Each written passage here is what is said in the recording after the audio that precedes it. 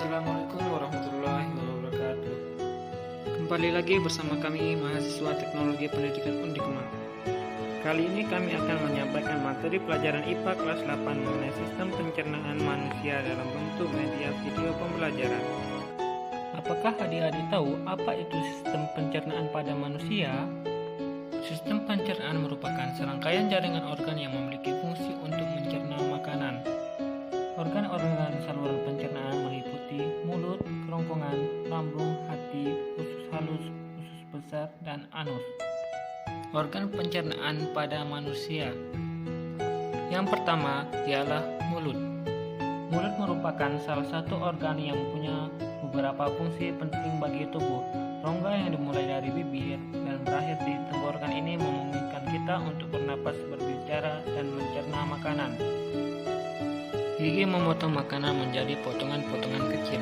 Potongan kecil makanan lalu dibasahi oleh air liur sebelum lidah dan otot-otot lain mendorong makanan ke dalam faring dan melanjutkannya ke dalam kerongkongan atau esofagus.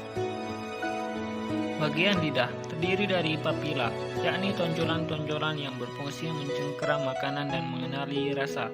Yang kedua, esofagus atau kerongkongan adalah saluran yang menghubungkan mulut dengan lambung. Saluran ini merupakan jalan bagi makanan yang telah dikunyah dari mulut menuju proses pencernaan selanjutnya di dalam lambung. Otot-otot kerongkongan memindahkan makanan dengan gerak peristaltik.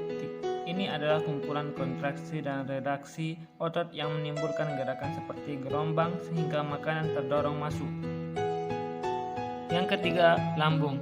Lambung adalah organ berbentuk huruf J yang berukuran sekitar 2 kepalan tangan. Lambung terletak di antara esofagus dan usus halus pada perut bagian atas. Apa fungsi lambung? Lambung memiliki 3 fungsi utama dalam sistem pencernaan manusia, yaitu menyimpan makanan dan cairan yang tertelan, menyampur makanan dan cairan pencernaan yang diproduksinya, serta perlahan-lahan mengosongkan isinya ke dalam usus kecil. Proses penguraian makanan. Lambung melakukan proses pencernaan kimiawi dengan mencampur dan mengocok makanan bersama asam dan enzim dalam getah lambung yang dihasilkan oleh sel kelenjar dinding lambung. Yang keempat, hati, pankreas, dan empedu. Hati adalah organ pelengkap dalam sistem pencernaan karena akan membentuk cairan empedu yang diperlukan dalam proses pencernaan lemak. Empedu tersebut lalu akan ditampung di kantung empedu sebelum digunakan usus halus. Kantung empedu berfungsi untuk menyalurkan empedu ke usus halus. Hati merupakan organ yang akan menghasilkan empedu. C. Pankreas. Pankreas berfungsi untuk memproduksi enzim pencernaan guna mencerna karbohidrat, protein, dan lemak di usus halus. Selain itu, pankreas juga menghasilkan senyawa bikarbonat yang akan menetralkan makanan dari lambung yang sifatnya asam sehingga tidak melukai dinding usus halus. Yang kelima, usus halus. Usus halus adalah saluran kecil selebar 2,5 cm dengan panjang sekitar 10 meter. Usus halus terdiri dari 3 bagian, yaitu duodenum, usus 12 jari, jejunum, usus kosong, dan ileum, usus penyerapan. Yang keenam, usus besar. Usus besar merupakan bagian akhir alias ujung dari saluran pencernaan. Hal itu lah yang membuat usus besar memiliki peran penting dalam sistem pencernaan, yaitu mengeluarkan zat sisa dari makanan yang dicerna. Fungsi usus besar juga mencakup penyerapan cairan dan vitamin hingga memproduksi antibodi dan mencegah infeksi. Usus besar membentuk huruf U terbalik di sekitar usus halus yang berlipat-lipat. Saluran ini dimulai dari sisi kanan bawah tubuh dan berakhir di sisi kiri bawah. Panjang usus besar sekitar 5-6 meter dan terdiri dari 3 bagian, yaitu sekum, kolon, dan rektum.